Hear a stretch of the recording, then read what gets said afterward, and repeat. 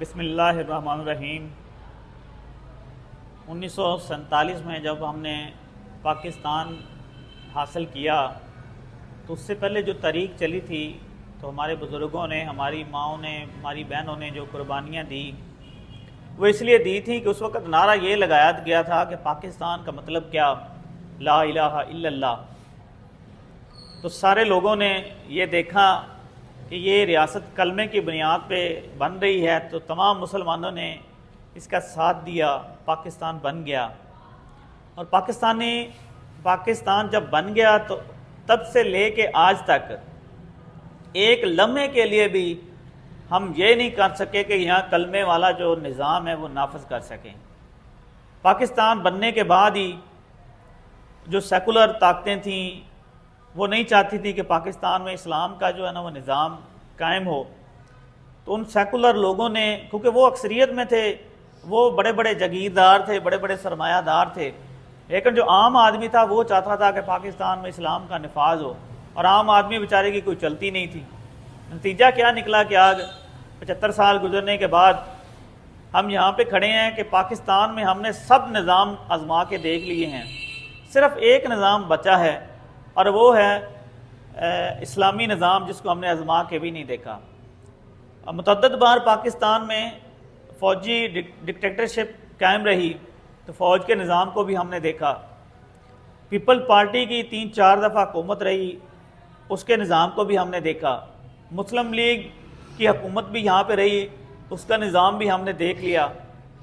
اس کے بعد تقریباً 10 سال تک KPK میں PTI کی حکومت رہی اور پورے ملک کے اوپر تقریباً کچھ 3.5 سال بھی ان کی حکومت رہی، لیکن ہمارے جو مسائل تھے وہ حل ہونے کی بجائے مزید جو ہے نا وہ بگڑتے چلے گئے۔ آج نتیجہ کیا ہے کہ پاکستان میں مہنگائی ہے، بے روزگاری ہے، بد امنی ہے اور لوگ خودکشیاں کرنے پہ مجبور ہیں۔ تب آگے جنوری فروری میں الیکشن آ رہا ہے، تو اس الیکشن کے حوالے سے اب ہم نے سب کو آزما لیا ہے، فوج کو بھی ہم نے آزما لیا، ہم نے نون لیگ کو بھی آزما لیا، پیپل پارٹی کو بھی آزما لیا، PTI کو بھی آزما لیا۔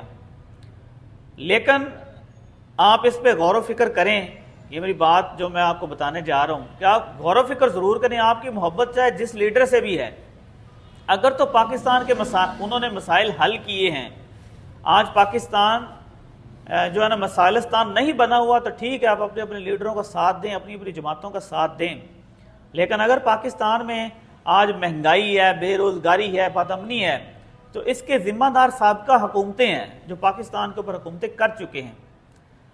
تو اب یہ ہے کہ پاکستان میں اسلامی نظام کے لیے اگر آپ چاہتے ہیں کہ پاکستان میں عدل کا نظام قائم ہو، مہنگائی کا خاتمہ ہو، تو جماعت اسلامی ایک واحد آپشن موجود ہے۔ جماعت اسلامی کی پاکستان میں متعدد بار مختلف ممبرز جو ہے نا یہاں پہ رہے ہیں، اور پاکستان کرپشن فری جماعت ہے، پاکستان ایک جمہوریت پسند جماعت ہے۔ پاکستان جماعت اسلامی جو ہے اس کے اوپر کوئی کرپشن کا داغ نہیں ہے، اور جماعت اسلامی کے منتخب ادوار میں بہت سارے میئر بھی رہے ہیں، سینیٹر بھی رہے ہیں، وزراء بھی رہے ہیں، کسی کے اوپر کوئی کرپشن کا داغ نہیں ہے۔ یہ جماعت اسلامی کا ایک باقی تمام جماعتوں سے ایک مثبت پہلو ہے۔ باقی سب جماعتوں میں جو ہے نا کرپٹ لوگ موجود ہیں، انہوں نے کرپشن کی ہے، ملک کو لوٹا ہے۔ تو آنے والے انتخابات میں میں آپ سے گزارش کرتا ہوں کہ ہم نے سب کو آزما لیا ہے لیکن سب فیل ہوئے ہیں۔ اب آپ ایک موقع جماعت اسلامی کی قیادت کو دیں، ایک موقع ترازو کو دیں۔ انشاءاللہ میں امید کرتا ہوں کہ اگر آنے والے انتخابات میں آپ نے جماعت اسلامی کا ساتھ دیا تو جماعت اسلامی پاکستان میں اسلامی انقلاب کے لیے اپنی ہر کوشش کرے گی، اور پاکستان کی جو بنیادی وجہ ہے وہ ہے پاکستان میں سودی نظام، اور جماعت اسلامی انشاءاللہ جب حکومت میں آئے گی تو سودی نظام کا خاتمہ کرے گی۔ اس وقت ہمارا جو بجٹ ہے، ٹوٹل بجٹ، اس کا آدھے سے زیادہ سود میں چلا جاتا ہے، تو پیچھے کیا بچتا ہے؟ تو سودی نظام کا خاتمہ بہت ضروری ہے، اور جماعت اسلامی انشاءاللہ اس کا خاتمہ کرے گی، اور جماعت اسلامی کو کرپشن فری جماعت ہے، اور انشاءاللہ جماعت اسلامی کرپشن کا بھی خاتمہ کرے گی۔